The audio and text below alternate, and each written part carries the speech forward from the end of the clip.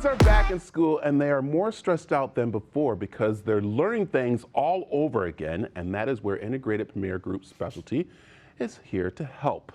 Scott, how are you doing? Great. How are you, Brad? You know what? I am feeling for these kids and these parents, because before it was not being in school, stressed out about homework online, parents going crazy, you know, with the kids not knowing what to do with them. Now they get back into school, and it seems like there's a little more stress on them because they're kind of like relearning everything, right? Yeah, they're having to relearn social cues, how to interact with their fellow students.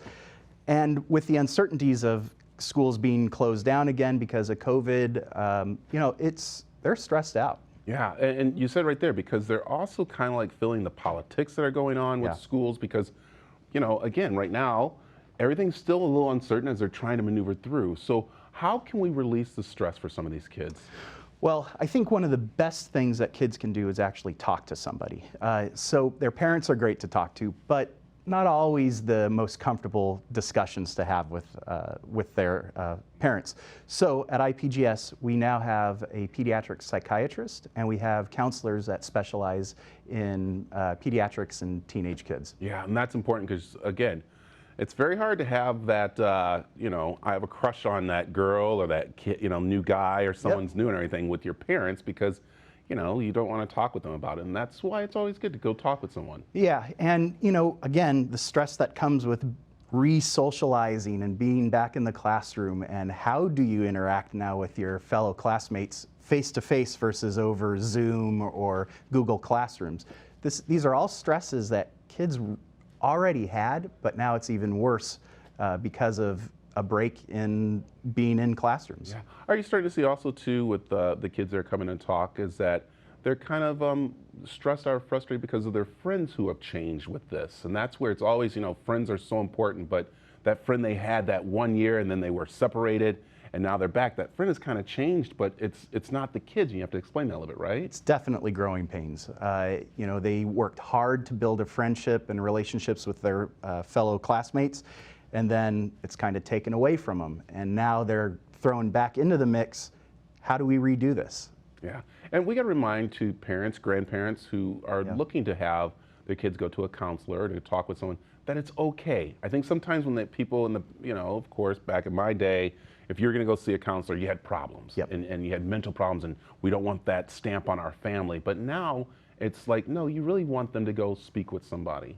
Yeah, there was stigma around mental health. There's no stigma around it. If you need the help and you need to talk to somebody, we're here to help. So, all right, you said you start with the younger ones. Yep. So pediatric. Yep. And so what goes on with that kind of counseling? It would really start with just an information session between the patient and parents and our provider. And the providers are really feeling out the patient, feeling out the parents, and then if things get traction, the provider will probably ask the parents to step out so that they can talk to the kid one-on-one, and then bring the parent back in, and then after that session, schedule them for another session. Yeah, and then do you work up to actually having counseling for the whole family? Yeah, we can do that. That's what needs to be done, right? We can absolutely do that. Yeah, because we see that the kids kind of like take on the stress of the parents, you know, more and more, with the parents kind of having, you know, the stress of work, of doing things and stuff. And that's why you say, you know what, maybe the whole family, you know, should start sitting down and talking with somebody, and again, different little sessions. Yes, definitely. We can do family sessions, we can do family counseling and family medicine as well. It's just what's best for the client and the patient. If it's meeting as a family, we'll gather everyone to meet as a family. Okay, let's get a tip out there to people who are watching right now, because, you know, they want to know, when should I bring my child to a counselor? Well, if you've noticed a big change in your child since returning back into the classroom, maybe they're not talking to you as much, maybe they don't seem as energetic as much, it's probably a good time to get them involved in talking to somebody outside of the family. Yeah, and I think the other great tip, I'll say this, is that listen. Don't think it's growing pains. Sit for a second, even though the child might babble for a good, you know, hour or two, then you can really figure out what's going on. I think as adults, one of our biggest weaknesses is listening to kids. Yeah. They know a lot more about what's going on with them than we want to think. And so we need to listen carefully. Yeah, very important. Okay, Scott, tell them where they can find out more information. IPGspecialty.com is our website. You can call us at 480-900-CARE, 480-900-2273.